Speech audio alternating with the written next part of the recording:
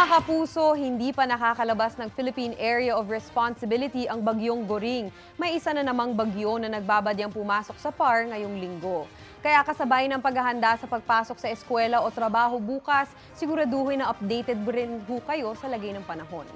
Dahil pa rin sa bagyong Goring, nakataas ang signal number 1 sa Batanes, northern at eastern portion ng mainland Cagayan, kabilang ang Babuyan Islands, pati na ang eastern portion ng Isabela. Asahan pa rin ang malakas na bugso ng hangin at ulan.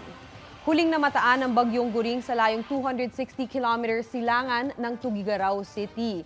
Hanggang 155 km per hour ang lakas ng hangin at aabot sa 190 km per hour ang bugso. Northward ang kilos nito sa bilis na 15 km per hour. Ayon sa forecast track ng Pag-asa, lalapit sa Batanes sa bagyong Goring sa Miyerkules. Hindi rin nirurule out ng Pag-asa ang posibilidad na maglandfall ito. Pagkatapos ay tutumbukin ng bagyo ang southern portion ng Taiwan, tsaka ito lalabas ng PAR sa Huwebes.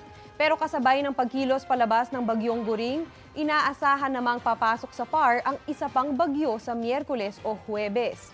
Haikui ang international name ng tropical storm na ito at tatawagin sa local name na Hana pagpasok sa PAR.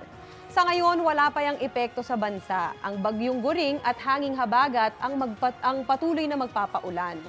Base sa datos ng Metro Weather, umaga pa lang bukas maulan na sa Northern Luzon, Zambales, Bataan, pati sa Mimaropa.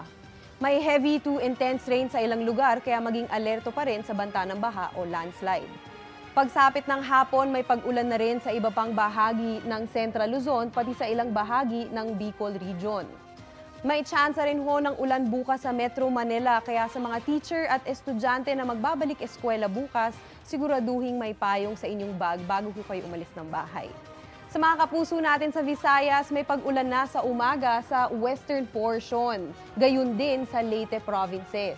Pero magpapatuloy yan sa hapon at meron na ring ulan sa ilang bahagi ng Samar provinces.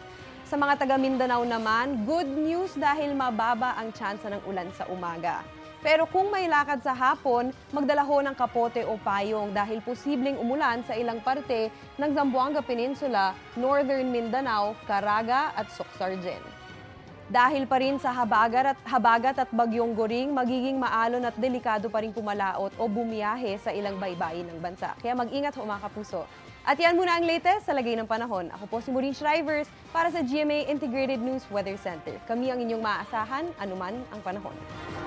Mga kapuso, maging updated sa ulat panahon 24 oras. Mag-subscribe sa GMA Integrated News sa YouTube. Para sa mga kapuso naman natin abroad, bisitahin ang GMA Pinoy TV at www.gmanews.tv.